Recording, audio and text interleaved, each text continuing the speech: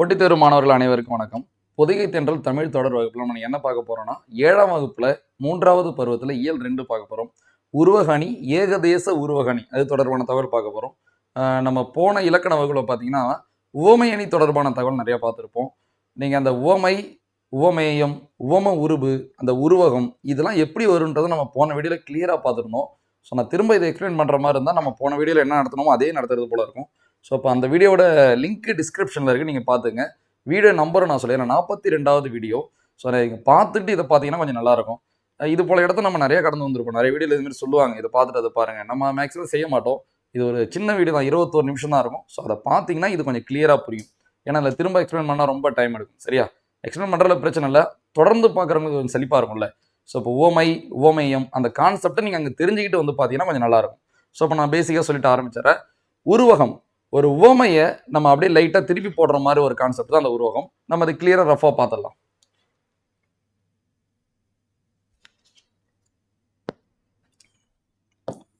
மலர் போன்ற விழி,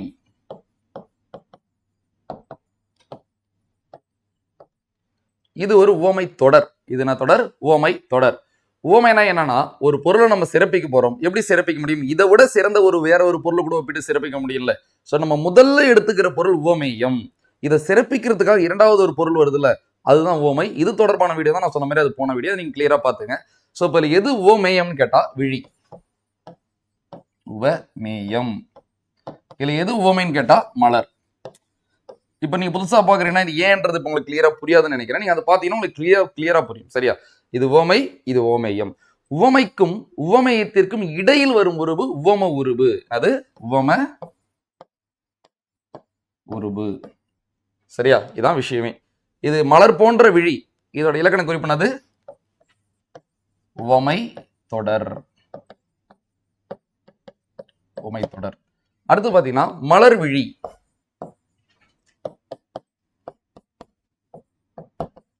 மலர் விழி, இதுல எது உவமேயம்? அதேதான், உவமேயம் விழிதான். இதுல எது உவமை? மலர். உவமைக்கும் உவமேயத்திற்கும் இடையில் உவம உருவு மறைஞ்சு வந்திருக்கு. உங்களுக்கு நிறைய தெரியும்.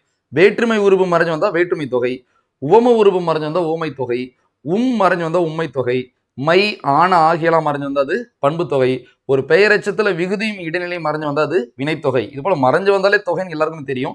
ஸோ இப்போ இங்க வேற்றுமை உருவு மறைஞ்சு வந்து, சரி, உவம உருவு மறைஞ்சு வந்தனால என்ன தொகை? இது உவமை தொகை. இதனது உவமை தொகை. புரிய நினைக்கிறேன். ஸோ அப்ப ஒரு தொடர்ல உவம உருவு வெளிப்படையா வந்தா அது உவமை தொடர், உவம உருவு மறைஞ்சு வந்தா அது உவமை தொகை. இப்ப இது எப்படி உருவகமா மாறுதுன்னு பாருங்க. விழி மலர், அவ்வளவுதான். விழி மலர் என்பதன் இலக்கண குறிப்பு உருவகம். இதுதான் கான்செப்டே. சோ இப்ப இதுல எது உவமை? மலர். இதுல எது உவமேயம்? விழி. சோ நல்லா பாருங்க இப்ப கிளியரா. உவமை தொடர்ல உவமை எங்க இருக்கு? முன்னாடி இருக்கு. உவமை தொகையிலும் உவமை எங்க இருக்கு? முன்னாடி இருக்கு. ஆனா உருவகத்துல மட்டும் உவமை எங்க இருக்கு? பின்னாடி இருக்கு. ஸோ இந்த கான்செப்டை வச்சு தான் நீங்கள் உருவகத்தை கிளியராக கண்டுபிடிக்க முடியும். ஸோ அப்போ எந்த சொல்ல வேணா இருக்கட்டும், எந்த தொடராக வேணா இருக்கட்டும், அந்த தொடர்லேருந்து எது உவமை, எது உவமையன்னு நம்மளுக்கு எடுக்க தெரிஞ்சிட்டாலே போதும். நான் சொன்ன மாதிரி அது தொடர்பான வீடியோ தான் போன வீடியோ. அதில் நீங்கள் கிளியராக இருந்தாலே உங்களால் கண்டிப்பாக எடுத்துட முடியும். அப்படி எடுக்கிற பட்சத்தில் அந்த தொடர்லையோ அந்த சொல்லிலையோ உவமை பின்னாடி இருக்கிறது போல உங்களுக்கு தோணினாலே அது ஒரு உருவகம் சொல்லிட்டு போயிட்டே இருக்கலாம். இது இலக்கண குறிப்பு பாயிண்ட் ஆஃப் வியூ. உங்களுக்கு தெரியும், செய்யுளில் உவம உருவு வெளிப்படையாக வந்தால் அது உவமை அணி. உவமை அணி.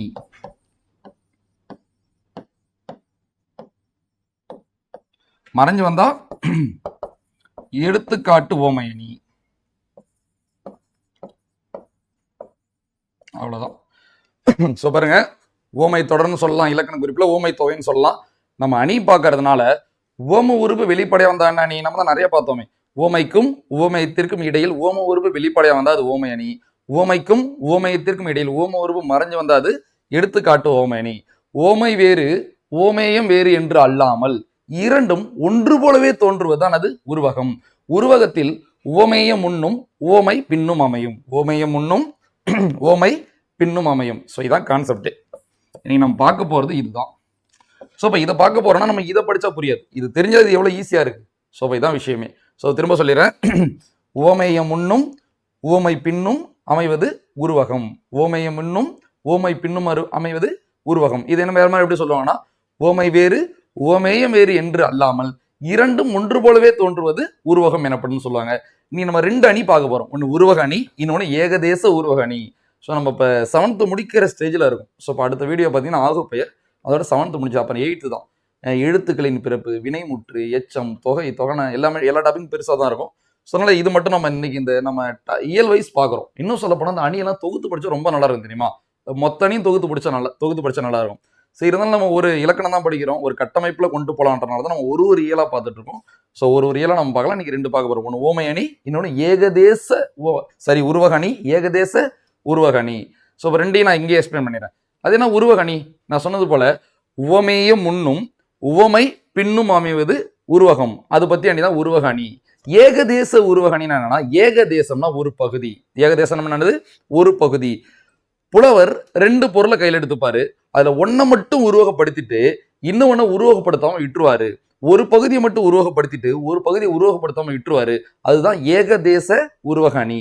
ஸோ நம்ம எடுத்துக்காட்டோட அதை கிளியரா பார்க்கலாமா? அதுக்கு மேலே நம்ம ஒரு சில எடுத்துக்காட்டை எழுதி போட்டுறோம் உருவகத்துக்கு. பாருங்க, விழிமலர் என்பது ஒரு உருவகம்.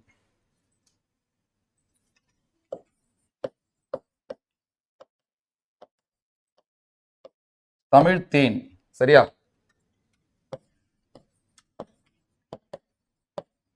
தேன் தமிழ், தமிழ் தேன், தேன் தமிழ்.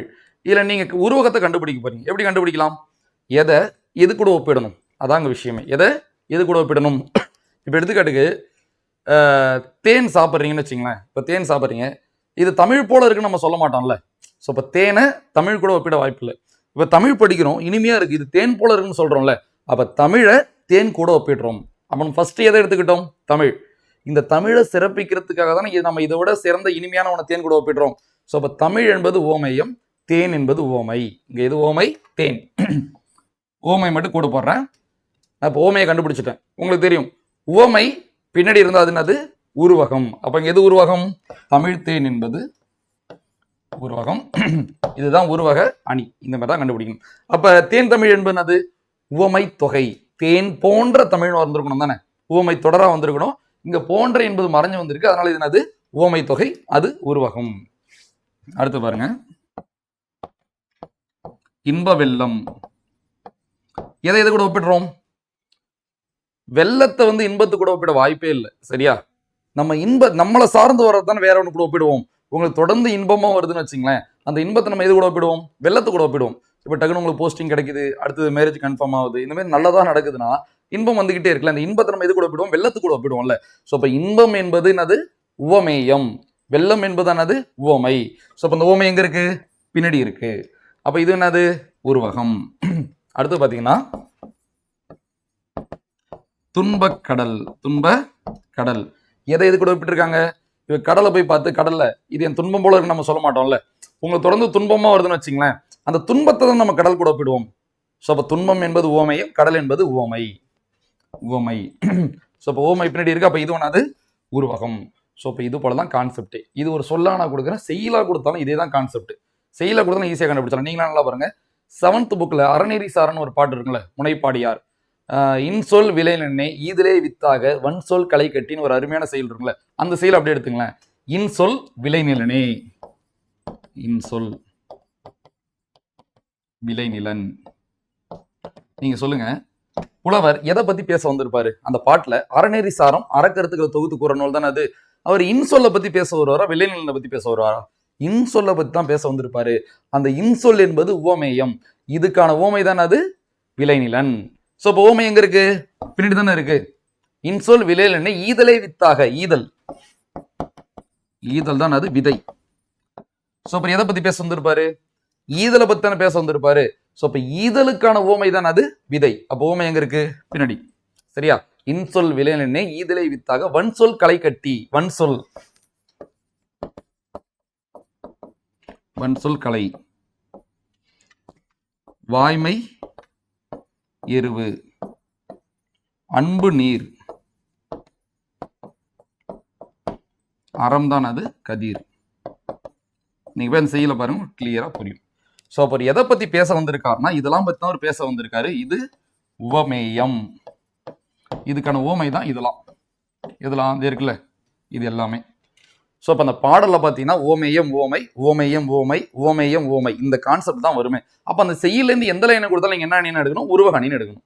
இதே போல உங்க சார்ந்த இன்னொரு பாட்டு கொடுத்துருப்பாங்கல்ல, வையம் தகலியா வார்க்கடலே நெய்யாக, வையம் தகலியா, தகலியாங்கன்னா அகல்னு உங்களுக்கு தெரியும் சரியா, கூட பிசி எக்ஸாமோட கேட்டாங்கல்ல. ஸோ அப்போ பொய்கை ஆழ்வார் வையத்தை பத்தி பேச வந்திருக்காரா, தகலியா அகலை பத்தி பேச வந்திருக்காரா? வையத்தை பத்தி தான் பேச வந்திருக்காரு. அப்ப எதை பத்தி பேச வரோமோ அது உவமேயம்.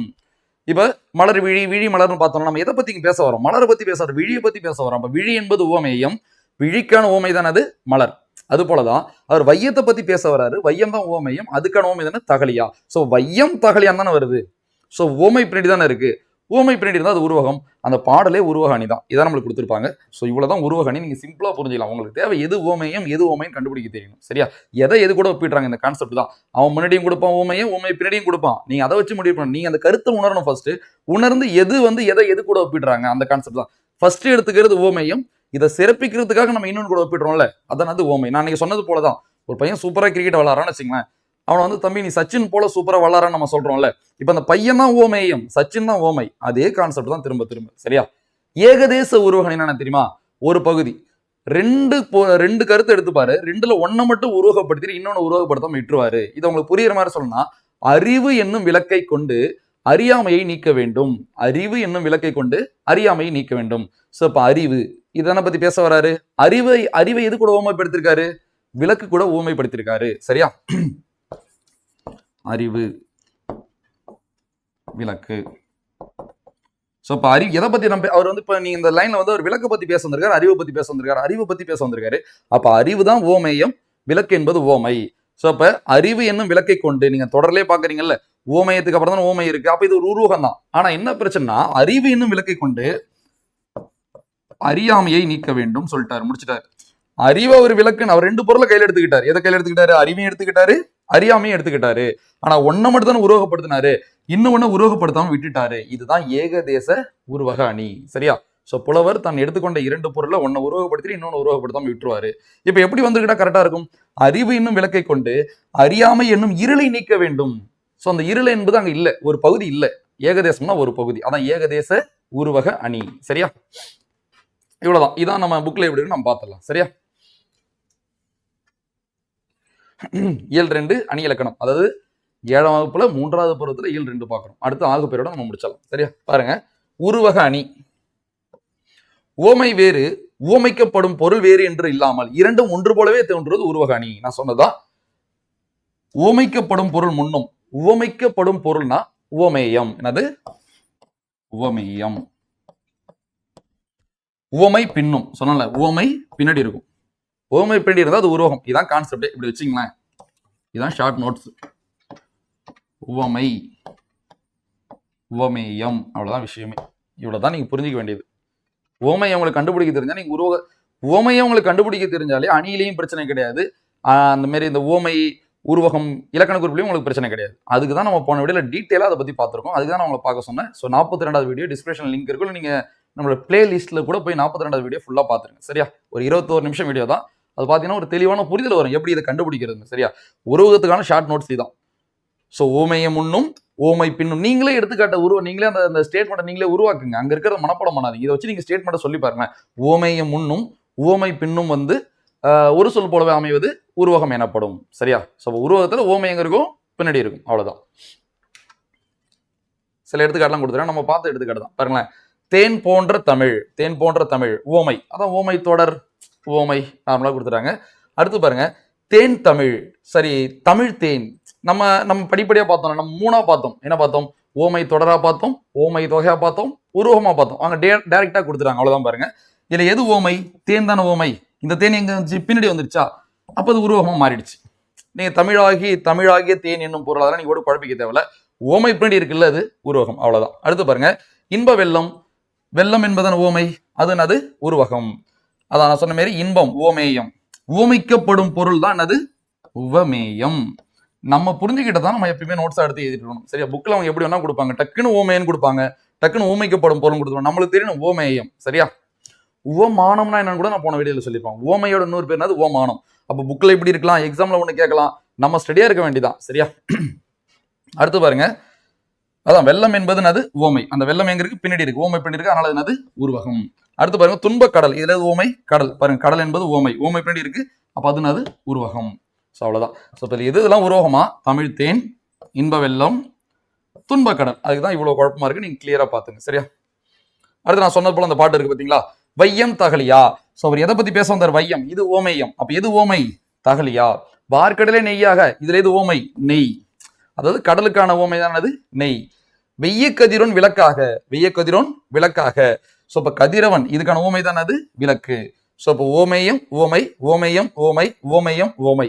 ஸோ அப்போ அந்த தொடர்ல அப்படியே பார்த்தீங்கன்னா ஓமை பின்னாடி தானே இருக்கு. அதனால இது உருவகம். இந்த பாட்டே உருவகம். சரியா? பொய்கை ஆழ்வாரோட பாட்டு நீங்க கொடுத்துருப்பாங்க. சரியா? 7th புக்ல நீங்க பாத்துக்கலாம். இப்பாடலில் அமைந்துள்ள அணி உருவக அணி. பூமி அகல் விளக்காகவும், கடல் நெய்யாகவும், கதிரவன் சுடராகவும் உருவகப்படுத்தப்பட்டுள்ளது. ஸோ அந்த பாடத்தோட ஷார்ட் நோட்ஸ் இதான் தெரியுமா? நீங்க சிம்பிளா எழுதிக்கலாம். ஸோ அப்படி பூமின்னு போட்டு அகல், கடல்னு போட்டு நெய், கதிரவன் சுடர். அவ்வளவுதான். இது எல்லாமே ஓமேயம், இது எல்லாமே ஓமை. இதெல்லாம் ஓமை? கடல், அகல், நெய், சுடர், இது மூணுமே ஓமை. தகலையா? தகலையானது அகல், நெய், நெய், விளக்கு, சுடர். அவ்வளவுதான் விஷயம். அடுத்து போயிடலாமா? ஏகதேச உருவக அணி. இரு பொருள்களில் ஒன்றை மட்டும் உருவகப்படுத்தி மற்றொன்றை உருவகப்படுத்தாமல் விடுவது ஏகதேச உருவக அணி. புலவர் 2 பொருளை கையில் எடுத்துப்பாரு, ஒன்னு உருவகப்படுத்தி இன்னொன்னு உருவகப்படுத்தாமல் விடுறதுதான் ஏகதேச உருவக அணி. அறிவு என்னும் விளக்கை கொண்டு அறியாமையை நீக்க வேண்டும். அறிவு விளக்குன்னு சொல்லிட்டாங்க, ஊமைப்படுத்திட்டாங்க. ஆனா அறியாமைய இருளம் என்ன பண்ணல? உருவகப்படுத்தல. சரியா? அதாவது இது ஓமையும், இது ஓமை. ஓமை இப்படி இருந்தா அது உருவகம் தானே. ஸோ இப்போ அறிவு விளக்குன்னு உருவகப்படுத்திருக்காங்க தவிர அறியாமையை இருன்னு உருவகப்படுத்தாம விட்டாங்க. அதனால இது ஏகதேச உருவக அணி. எடுத்துக்காட்டு பார்க்கலாமா? பெருமைக்கும் ஏனை சிறுமைக்கும் தத்தம் கருமமே கட்டளைக்கல். ஸோ இப்ப நீங்க ஒரு செயல் சொல்றீங்க, கருமம்னா செயல், கருமம்னா செயல். உங்க செயலை வச்சுதான் நீங்க பெருமை உடையவரா இல்ல சிறுமை உடையவரான்னு கண்டுபிடிப்பாங்க. கரெக்ட் தானே? ஸோ அப்ப உங்க பெருமையும் சிறுமையும் ஆராய்ஞ்சு பக்கம் எது உதவும்? உங்களோட செயல். அந்த செயலை என்ன சொல்றாங்க? கல்லுன்னு சொல்றாங்க. என்ன கல்? உரைக்கல். அந்த செயலை என்ன சொல்றாங்க? உரைக்கல். உங்க செயலை உரைக்கல்னு சொல்றாங்க. உரைக்கல்னா என்னது? தங்கத்தை உரசி பார்ப்பாங்கல்ல, அந்த உரைக்கல். ஸோ கருமம்னா செயல். நீங்க கிளியரா பாருங்களேன். இந்த திருக்குறள் அவர் ஒன்னும் உரைக்கலை பத்தி பேச வரல, செயலை பத்தி அவர் பேச வந்திருக்காரு.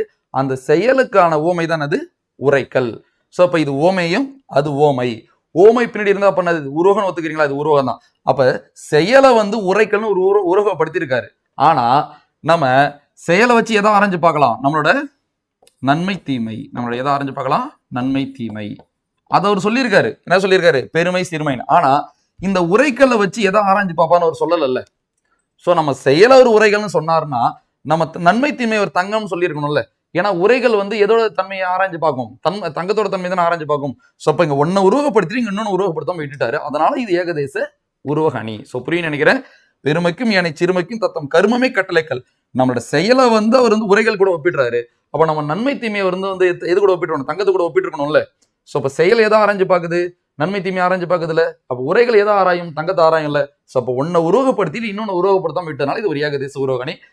எனக்கு தெரிஞ்சு அணியிலே அந்த உருவக அணி ஏகதேச உருவக தான் கஷ்டமா இருக்கும். அணி ஈஸி தான், கம்பேர் பண்ணும்போது இதுதான் புரிஞ்சுக்கிறது கொஞ்சம் கஷ்டமா இருக்கும். இதை தவிர்த்து மற்ற எல்லா அணியும் அவ்வளோ ஈஸியா இருக்கும். ஸோ இப்போ இது வரைக்கும் நம்ம என்னெல்லாம் அணிலாம் பார்த்துருக்கோம்னு வச்சுங்களேன். இயல்பு நவிர்ச்சி அணி பார்த்தோம், உயர்வு நவிர்ச்சி அணி பார்த்தோம், ஓமை அணி பார்த்துருக்கோம், எடுத்துக்காட்டு ஓமை அணி பார்த்துருக்கோம், உருவக அணி பார்த்துருக்கோம், ஏகதேச உருவக அணி பார்த்துருக்கோம். நம்ம ஒரு வகுப்பா பார்க்கறதுனால நீங்க அந்த வகுப்போட எண்ணில் அணியெல்லாம் பார்க்கலாம். சரியா? எல்லாம் தொகுத்து கடைசியில நம்ம ஒரு மொத்தமா கூட பார்த்துக்கலாம். ஏன்னா இப்ப இதோட முடிய போறது இல்லை. இப்ப ஏகதேச உருவணிக்கு நான் ஒரு எடுத்துக்காட்டு கொடுத்துருக்கேன்ல. ஏகதேச உருவணிக்கு மட்டும் 6th இருந்து 12th நியூ புக் ஓல்டு புக்ல திருக்குறள்லாம் நீங்க சர்ச் பண்ணி தேடி பார்த்தீங்கன்னா ஒரு 5-6 திருக்குறள் மாட்டோம். அவ்வளவுதான், 5-6 திருக்குறள் தான் மாட்டோம். ஸோ இப்போ இது எப்படி கண்டுபிடிக்கணும் உங்களுக்கு தெரிஞ்சிருச்சு இல்ல. அதே மெத்தட்ல நீங்க 6 திருக்குறளையும் தெளிவாயிட்டா ஏகதேச உருவகணியால உங்களுக்கு பிரச்சனை வராது இல்ல. அதான் உண்மையான படிப்புன்றது. நம்ம இங்க மட்டும் படிச்சுட்டு நம்ம தப்பிச்சுட்டு போயிடும். ஸோ இப்போ ஏகதேச உருவகணியோட வேலை இன்னும் முடியல, இன்னும் இருக்கு. நீங்க தொகுக்கணும். சரியா? தொகுத்து நம்ம வேணா ஃபியூச்சர்ல கடைசியில கூட பார்த்துக்கலாம். ஸோ நம்ம அடுத்த வகுப்புல பார்த்தீங்கன்னா நம்ம ஆகு பெயர் பார்க்கலாம். கடைசியில் என்ன கொடுத்துருக்கோம் பாருங்க. இக்குறட்பாவில் இடம்பெற்றுள்ள அணி ஏகதேச உருவக அணி. மக்களின் செயல்களை பொன்னின் தரத்தை அறிய உதவும் உரைக்கல்லாக உருவகம் செய்துவிட்டு மக்களது உயர்வையும் தாழ்வையும் பொன்னாக உருவம் செய்யவில்லை. நான் சொன்னல, உயரும் தாழ்வையும் எதாவது உருவப்படுத்தல, அவர் தங்கமா உருவகப்படுத்தல. அதனால இது ஏகதேச உருவக அணி. ஸோ இப்போ 3 விஷயத்துல ஸ்ட்ராங்கா இருங்க. ஓமைனா என்ன, ஓமேயம்னா என்ன, உருவகம்னா என்ன. ஸோ இந்த கான்செப்ட்ல ஸ்ட்ராங்கா இருந்தால் நம்மளுக்கு என்னெல்லாம் பலன் கிடைக்குன்னா, அணின்னு பார்க்கும்போது ஓமை அணி, எடுத்துக்காட்டு ஓமை அணி, இல்பொருள் ஓமை அணி, உருவகாணி, ஏகதேச உருவகாணி. இதுல நம்மளுக்கு ஒரு நல்ல வாய்ப்பு கிடைக்கும், ரொம்ப ஈஸியா இருக்கும். அடுத்து நம்ம இலக்கண குறிப்புகிட்ட போனா கூட அங்க என்ன இருக்குன்னா ஓமை தொகை இருக்கு, உருவகம் இருக்கு. ஸோ இப்போ இந்த 7 கான்செப்ட்டுக்குமே ரொம்ப முக்கியமானது நான் சொன்ன அந்த 3 தான். ஓமை, ஓமேயம், உருவகம். ஸோ இப்போ ஓமை முன்னாடி இருந்தா அது ஓமை தொடராவோ இல்லை ஓமை தொகையாவோ இருக்கும். ஓம உறுப்பு வெளிப்படையா இருந்தால் ஓமை தொடர், அது ஓமைன்னு சொல்லுவாங்க. ஓம உறுப்பு மறைஞ்சிருந்தா அது ஓமை தொகைன்னு சொல்லுவாங்க. இதுவே அந்த ஓமை பின்னாடி வந்துட்டு அது உருவகம்னு சொல்லுவாங்க. ஸோ இவ்வளவுதான் கான்செப்ட். ரொம்ப பெருசாலாம் போட்டு நம்ம குழப்பிக்க தேவையில்லை. சரியா? ஸோ தொடர்ந்து இணைஞ்சிருங்க, நம்ம ஒரு வகுப்பா பார்க்கலாம். நன்றி.